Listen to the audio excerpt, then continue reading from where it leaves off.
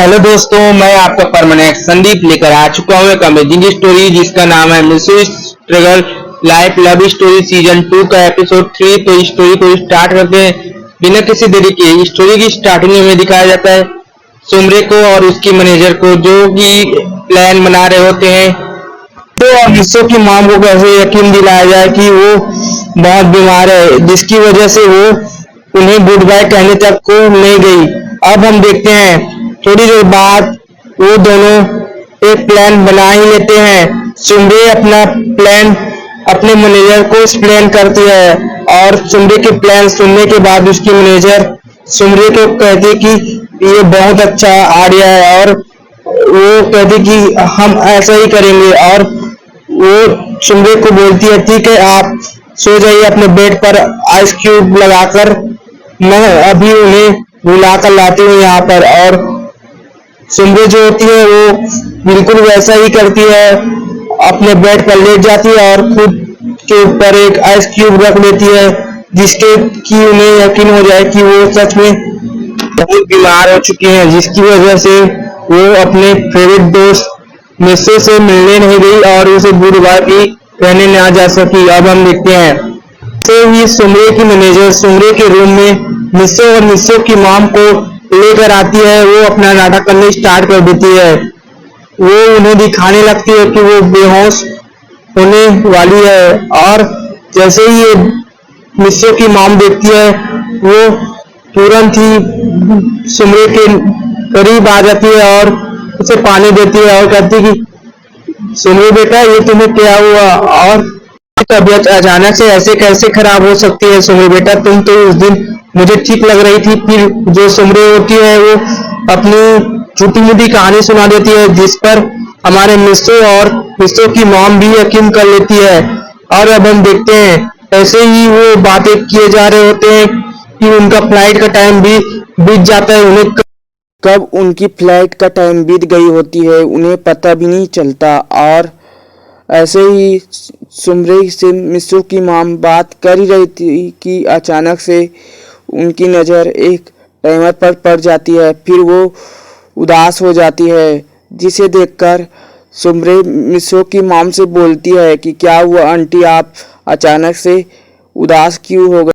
मिस्सो की मॉम सुमरे को रिप्लाई देते हुए बोली कि कुछ नहीं बेटा, बस हम अब अमेरिका नहीं जा पाएंगे क्योंकि हमने जो फ्लाइट बुक किया था उसका टाइम निकल गया है और वो फ्लाइट हमसे मिस हो गई है और अब हमें अपने घर वापस जाना पड़ेगा। और वहाँ पर ना जाने मिस्सो के डैड हमारे लिए कितने देरों से वेट कर रहे होंगे। मिस्सो की मॉम की बात सुनने के बाद जो सुमरे होती है वो सैड हो जाती है और बोलती कि माफ़ कर देना कि मेरी वजह से आप लोगों की फ्लाइट मिस हो गई। की मॉम सुमरे को रिप्लाई देते हुए बोलती है कि कोई बात नहीं सुमरे, इसमें तुम्हारी कोई गलती नहीं है। गलती मेरी है कि मैं तुमसे इतनी ज़्यादा बात करने में लग गई कि मुझे टाइम का भी पता नहीं चला।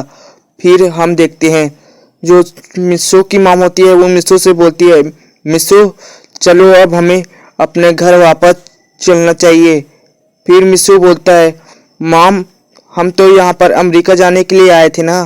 फिर मिस्सो को उसकी मॉम सारी बातें बताती कि उनकी फ़्लाइट मिस हो गई है और अब वो अमेरिका नहीं जा रहे हैं, अब वो कल ही अमेरिका के लिए निकल जाएंगे। फिर सुमरे से मिस्सो की मॉम बोलती है सुमरे बेटा, क्या तुम्हारे घर पर टेलीफोन है? फिर जो सुमरे होती है वो कहती कि ठीक है आंटी, रुकिए मैं मंगाती हूँ। और फिर वो अपने मैनेजर से टेलीफोन को लेकर आने के लिए बोलती है। फिर उसकी मैनेजर जाती है और थोड़ी देर बाद टेलीफोन को लेकर आ जाती है। फिर जो मिस्सो की मॉम होती है वो मिस्सो को डैड को इन्फॉर्म कर देते हैं कि वो आज वो अमेरिका नहीं आ रहे। और फिर ये सुनने के बाद जो मिस्सो के डैड होते हैं वो गुस्से से मिस्सो की मॉम को बोलते हैं तुम तो कह रही थी कि तुम टाइम से घर से एयरपोर्ट के लिए निकली हो, तो तुम लेट कैसे हो सकती हो? फिर जो मिस्सो की मॉम होती है वो उनको सारी बातें बताती है कि कैसे वो लेट हो गई। और जिसे सुनने के बाद मिस्सो के डैड शांत होकर बोलते कि कोई बात नहीं, तुम तुम लोग कल मॉर्निंग के फ्लाइट से ही अमेरिका आ जाना, क्योंकि यहाँ पर मुझे काफ़ी तकलीफ़ हो रही है। मुझे अकेले अपने लिए डिनर तैयार करना पड़ता है। उसके बाद मुझे ऑफिस भी जाना पड़ता है और कल मेरी एक इम्पॉर्टेंट मीटिंग भी है अपने एक एम्प्लॉय के साथ। तो तुम लोग जल्दी आने की कोशिश करना। मिस्सो के डैड से बोलती है, ठीक है, हम कल ही मॉर्निंग के फ्लाइट से अमेरिका आ रहे हैं। ओके, अब मैं रखती हूँ, क्योंकि हमें वापस घर भी जाना पड़ेगा। फिर हम देखते हैं। वो कॉल को एंड कर देती है और मिस्सो से बोलती है, चलो मिस्सो, अब हमें अपना घर वापस जाना पड़ेगा। फिर ये सब सुनकर मैं बोली, अरे नहीं आंटी, आप तो हमारे घर पहली बार आई है और ऐसे में आप बिना डिनर करे ही चले जाएंगी। फिर बोलती है, देखो आंटी, काफ़ी रात हो चुकी है, इसीलिए मैं चाहती हूँ कि आप और मिस्सो की सिस्टर मेरे घर पर मेरे साथ रुके। प्लीज़ आंटी, इसी बहाने हमारे घर का डिनर भी कर लेना। फिर जो मिस्सो की मॉम होती है वो मना करने लगती है, तो सुमरे जो होती है वो उसे बार बार रिक्वेस्ट करने लग जाती है और मिस्सो को भी बोलती है कि देखो मिस्सो, तुम्हारी मॉम को मनाओ ना, वो हमारे घर पहली बार आई है और ऐसे ही चली जाएगी बिना डिनर किए। फिर मिस्सो बोलता है, मॉम मान जाओ ना, आज के लिए सिर्फ हमें सुमरे के घर में रुक जाना चाहिए। सुमरे हमें काफ़ी रिक्वेस्ट कर रही है, हमें उसका रिक्वेस्ट मान लेनी चाहिए। मिस्सो की मॉम सुमरे को बोलती है, ठीक है, तुम कहती हो तो हम यहीं पर रुक रहे हैं। फिर हम देखते हैं जो सुमरे होती है वो मिस्सो की मॉम को थैंक्स बोलती है और मिस्सो से स्माइल करते हुए बोलती है, चलो मिस्सो, मुझे तुमसे कुछ अकेले में बात करना है। और वो मिस्सो को अपने साथ ले जाती है उसके हाथ पकड़ते हुए।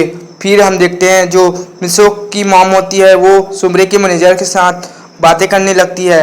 फिर हम देखते हैं सुमरे जो होती है को अपने साथ एक जगह पर लेकर आती है और आते ही वो मिस्सो से बोलती है, तो कैसा लगा मेरी एक्टिंग? मैंने तुम्हें यहाँ पर अपने घर पर रुकने के लिए मना ही लिया ना।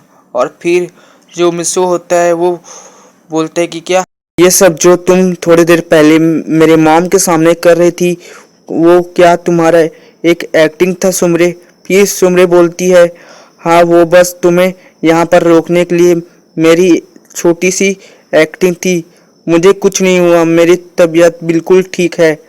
मैंने बस एक मैंने बस एक छोटी सी एक्टिंग किया था जिससे तुम्हें और आंटी को यकीन हो जाए कि मैं सचमुच में बीमार हूँ, क्योंकि मैं नहीं चाहती थी कि मैं तुमसे मिलने आऊँ। और बोलते ही उसके आंखों से आंसू आ जाती है और वो अपने इमोशन पर कंट्रोल नहीं कर पाती और वो मिस्सो को हक कर लेती है। मिस्सो सुमरे से उसके आंसू पोंछते हुए बोलता है कि क्या हुआ सुमरे, तुम अचानक से रोने क्यों लगी? फिर जो सुमरे होती है वो बोलती है कि तुम जानते हो ना मिस्सो।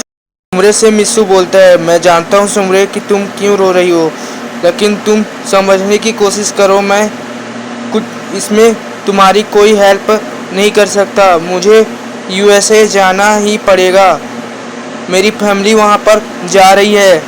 समझने की कोशिश करो सुमरे, मुझे उनके साथ जाना ही पड़ेगा और मेरे फ्यूचर के लिए ये बहुत ज़रूरी है। साथ में मेरे डैड की कंपनी के लिए भी ये बहुत ज़रूरी है, तो मुझे यहाँ से जाने दो। फिर जो सुमरे होती है वो कहती कि ठीक है, मैं तुम्हें जाने दूंगी, पर तुम्हें मुझे एक प्रॉमिस करना होगा कि तुम इन फ्यूचर मुझसे आकर मिलोगे। फिर जो मिस्सो होता है वो बोलता है कि ठीक है, मैं प्रॉमिस करता हूँ कि इन फ्यूचर में मैं जापान वापस आऊँगा और तुमसे मिलूँगा और हम हमेशा फ्रेंड्स रहेंगे। इसी के साथ इस स्टोरी की एंडिंग होती है। आपको ये एपिसोड कैसा लगा कमेंट में ज़रूर बताना। वीडियो थोड़ा सा ही भी पसंद आया हो तो लाइक कर देना, और ऐसे ही वीडियो देखना चाहते हो तो हमारे चैनल को सब्सक्राइब कर लेना।